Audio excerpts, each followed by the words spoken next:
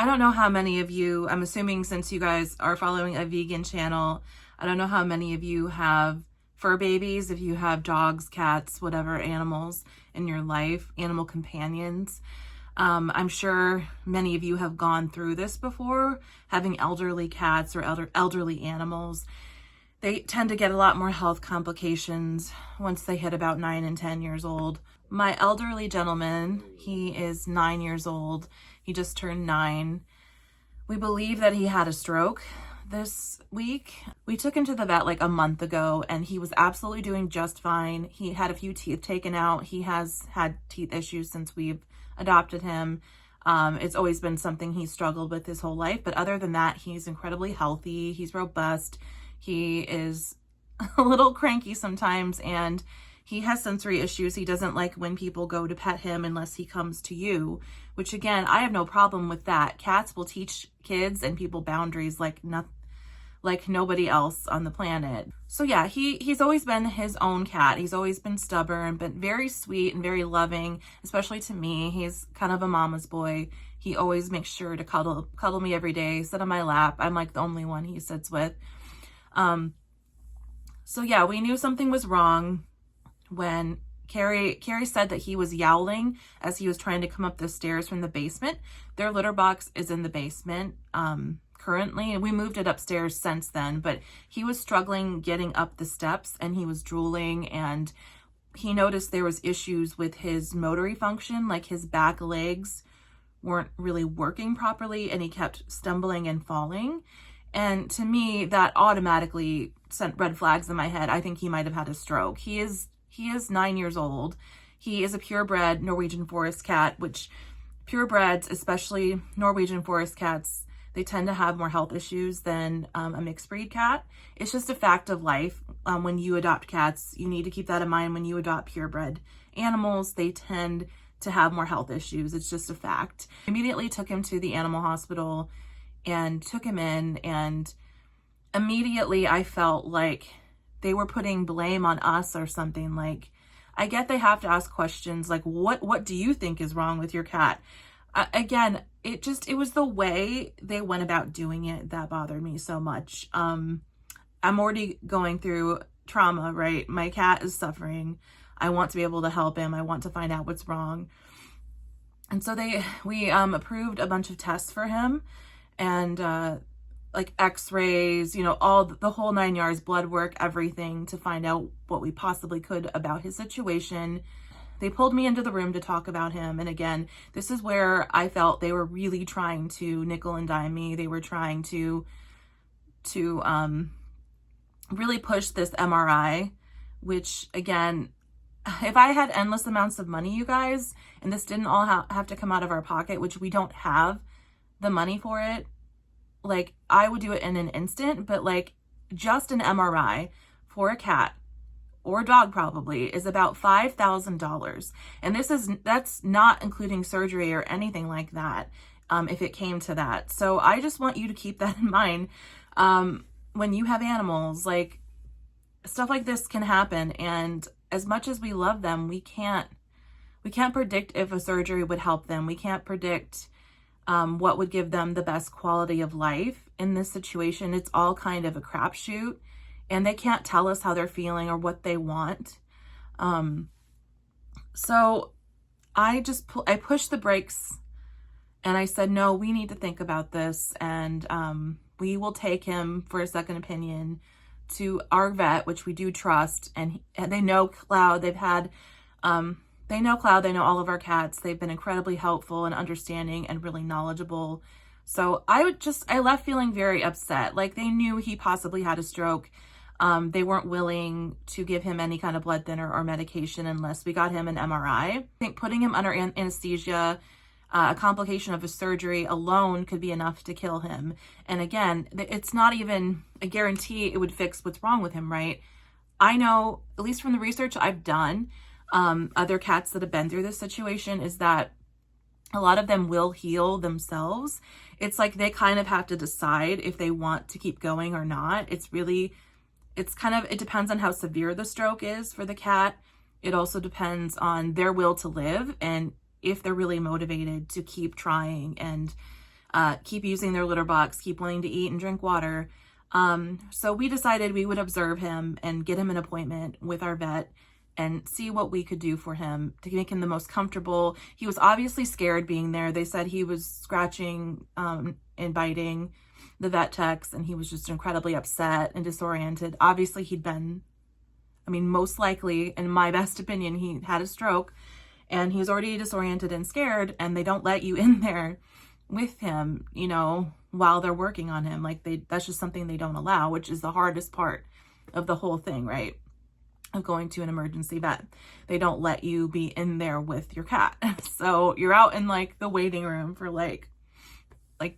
for me, it ended up being about 4 hours, just hoping for the best, hoping for any news. And they just were very cold. The bedside manor was not there. They were very cold. When I asked follow-up questions, I asked for clarification. They just kept saying, we already told you everything we know. We don't know what to tell you. You need to make a decision right now. And I'm like, I am not a vet. I am not a doctor. I came here to you for advice on what to do. And I feel like they cared more about being litigated or sued than helping my cat, right? They wouldn't actually give him any help or advice without every box checked, right? We need the MRI to make 100% sure that he had a stroke, right? Before we give him any blood thinners. It's they even said that he had this protein in his blood that was elevated that indicates he most likely had a stroke. That is what they told me. And I'm like, well, so can we get him on blood thinners then? Can we do something right now to help him? And they're saying he might be pre-diabetic. And I asked, could we get him some cat food to help with that? What can we do right now to help him? And it's they wouldn't help. And I'm so beyond upset about it. So that's what I've been dealing with this whole week. And I have book club coming up tomorrow. I'm already nervous about that. We have our next meeting, which I'm trying to stay consistent and not bail and not flake. I'm trying to be a leader in my community. I'm trying to be kind and provide a safe place for introverts to socialize. I know that that's really important to me, to be a light in the dark times that we're living in, but it's really hard when you have to illuminate everything and everyone around you, that you snuff out your own light. I wasn't getting enough rest. I was so anxious and stressed. So yeah, I slept most of yesterday. I was so out of it, so tired, just emotionally exhausted through the whole thing. And I wanted you to know, if you also struggle with these things, it is part of being a pet parent. It's part of being, I can only imagine how hard it would be for a human child, right? To have a human child and go through these things. It is really hard for us as pet parents, though, because they have such a short lifespan compared to a human being. We see it happen a lot more. We have to deal with death. We have to deal with aging. We have to deal with all of those things. I've had cats since I've lived on my own, since I've been in my 20s, and I'm 39 now. So, my first 2 cats that I adopted when I first moved in with Carrie, they both passed away within the last 6 years. And it was, each time it was equally hard, equally heartbreaking. One time, and I'll never do this again, and this is why I hesitated to leave Cloud in the hospital by himself. We had left our cat Naomi. I'll put a picture of her in here. We left her in the hospital overnight, and we thought we were doing the best thing for her, right? We thought that she needed to be there for observation and everything, and we were trying to save her life. And she'd already been having struggles. She had kidney issues. Her kidneys were failing. We had to give her intravenous fluids, subcutaneous fluids. You have to actually take a pouch of fluid that the vet gives you, and they have this big sharp needle, and you have to hold her still enough and poke the needle into her fat and keep her still long enough to get the fluid in her. We did that for several months. We were hoping it would give her at least another year with us, and that didn't happen. And she was really failing, and we took her to the vet. And they told us we should leave her overnight for observation. And the next day she was gone. And she died alone without us. And so I really hesitate to do that again with an elderly cat, right? If it's their time, I feel like it's their time. I will do whatever I can to help them, but I don't want them to die alone and be scared either. So the thing I don't understand about a lot of pet owners is when they refuse to be in the room with their animal when you have to put them down. I have not had to do that yet because my animals have passed away of natural causes, but you can bet if we did have to do that, I would be there with them and I would love them and I would hold them until the end. So just know, like, the most important thing, sorry, I'm crying. I've been really feeling emotional lately. The most important thing you can do for your animal in these situations is just be there for them. Let them know they're loved. Comfort them. Try to keep their routine as normal as you can. Take care of their needs. Like if they need to be cleaned, do that as gently as you can. Help them go to the bathroom. Make sure they're eating and drinking as much as you can. I mean, you can't do much when it's their time to go. I mean, they know. And they'll hide usually. But yeah, it's been really hard. But strokes do happen in cats. It's not a super common thing, but it can happen. So those are things just to be aware of. Like if your cat is elderly and they start losing motor function. For my cat, it happened like his back legs, basically he lost most control over his back legs. And he lost his coordination and balance. Like he can still walk, he can still move, but he definitely stumbles a lot more. And he gets disoriented. So he was trying to sit on my lap and he kept falling over, like when he tried to move. I held him securely and everything, you guys, but it's just really hard to see your animal deteriorate like that.